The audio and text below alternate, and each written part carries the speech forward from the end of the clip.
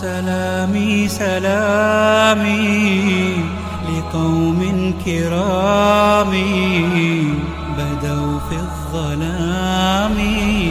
السلام علیکم ورحمۃ اللہ وبرکاتہ. حالانکہ اس کو امیر میں نے مقرر کیا تھا، تم نے میرے بنائے ہوئے امیر پر اعتراض کیا. اس سے پہلے تم نے اس کے باپ کی امارت پر اعتراض کیا تھا.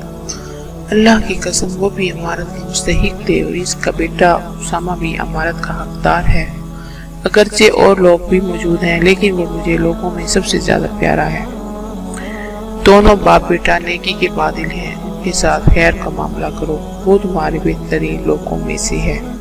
رسول اللہ صلی اللہ علیہ وسلم اتنا فرمانے کے بعد گھر واپس آ گئے. ان دنوں آپ صلی اللہ علیہ وسلم کا قیام سیدہ عائشہ رضی اللہ عنہا کے ہاں تھا. اسامہ رضی اللہ عنہ جرف نامی مقام پر پہنچ گئے تھے تو انہیں خبر ملی کہ رسول اللہ صلی اللہ علیہ وسلم کا مرض شدید ہو گیا ہے. چنانچہ وہ دیگر مسلمانوں کے ساتھ واپس آ گئے. آپ صلی اللہ علیہ وسلم مرض کی حالت میں بھی یہی فرما رہے تھے، اسامہ رضی اللہ عنہ کے لشکر کو روانہ کرو. اتوار کے دن وفات سے قبل اسامہ رضی اللہ عنہ آپ صلی اللہ علیہ وسلم کی خدمت اکثر میں حاضر ہوئے اور قریب ہو کر اپنا سر جھکا دیا.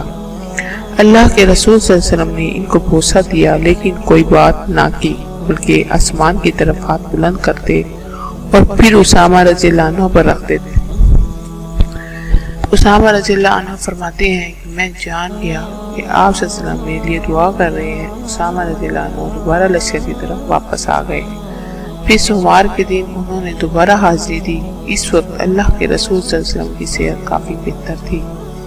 آپ صلی اللہ علیہ وسلم نے فرمایا اللہ کا نام لے کر جہاد کے لیے روانہ ہو جاؤ. چنانچہ اسامہ رضی اللہ عنہ نے الوداع کہتے ہوئے لشکر کا رخ کیا.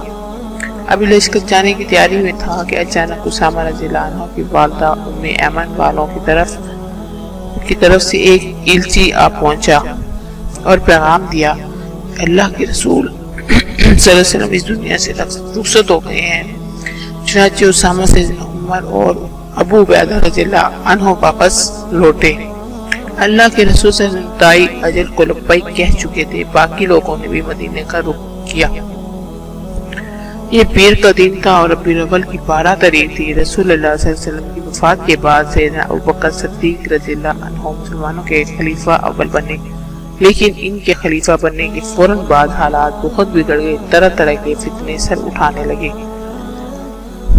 مدینے کے ارد گرد کے بے شمار قبائل مرتد ہو گئے لیکن دین سے پھر گئے.